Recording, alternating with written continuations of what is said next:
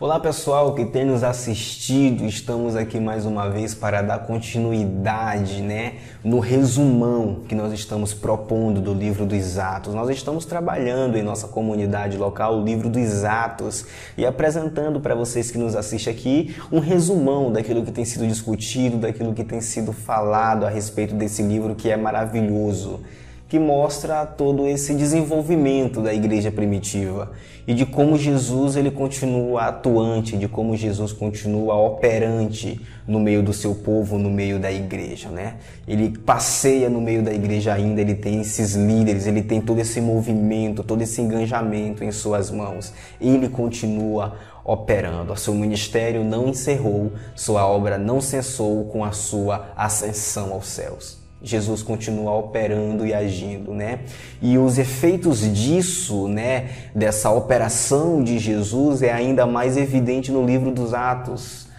que não são exclusivamente os Atos dos Apóstolos, são os Atos de Jesus Cristo após a sua ascensão por meio dos apóstolos no poder do Espírito Santo.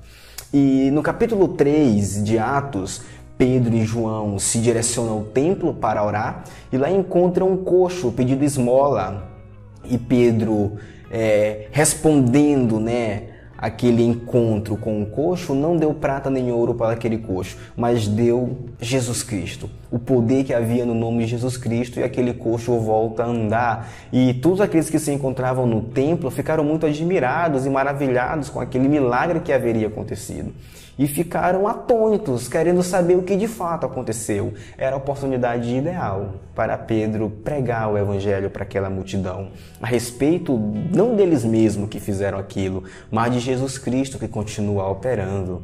E conforme aquela confusão, aquela admiração, aquele maravilhamento das pessoas, alguns religiosos chegam para saber o que está acontecendo. E nós já estamos no capítulo 4. E isso desenvolve uma reação por parte dos religiosos, principalmente dos saduceus. Lembrando que os saduceus são um dos grupos religiosos que atuavam naquele tempo. Eles não criam na ressurreição, não criam em anjos, não criam em demônios, não criam em espíritos e não criam na lei oral, São pelo menos quatro grupos, que se destacam naquele tempo, 4 grupos religiosos: os fariseus, os saduceus, os zelotes e os essênios, que uma outra oportunidade, quem sabe, nós podemos comentar a respeito deles.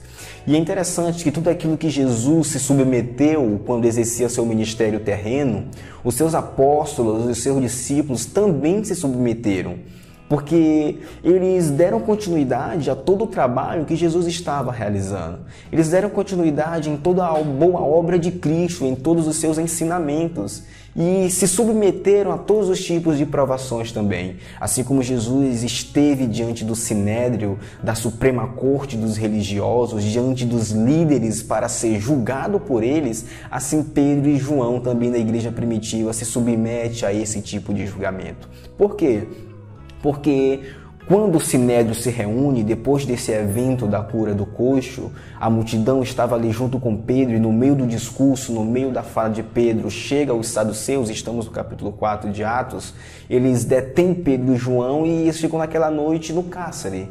E pela manhã, quando o Supremo Concílio ou quando o Sinédrio se reúne para saber o que está havendo, e a interrogação deles foi a seguinte: em nome de quem e com qual poder vocês fizeram esse milagre? A resposta de Pedro não foi outra. E isso evidencia que essas ações, que esses atos não são exclusivamente os atos dos apóstolos, são os atos de Jesus Cristo por meio deles no poder do Espírito Santo. Porque a palavra que Pedro profere para os religiosos é no poder do Espírito Santo. A força, a intrepidez, a ousadia com que Pedro fala é no poder do Espírito Santo. E Pedro é enfático ao dizer que aquilo tudo que eles realizaram não foi no nome de outro, a não ser Jesus Cristo.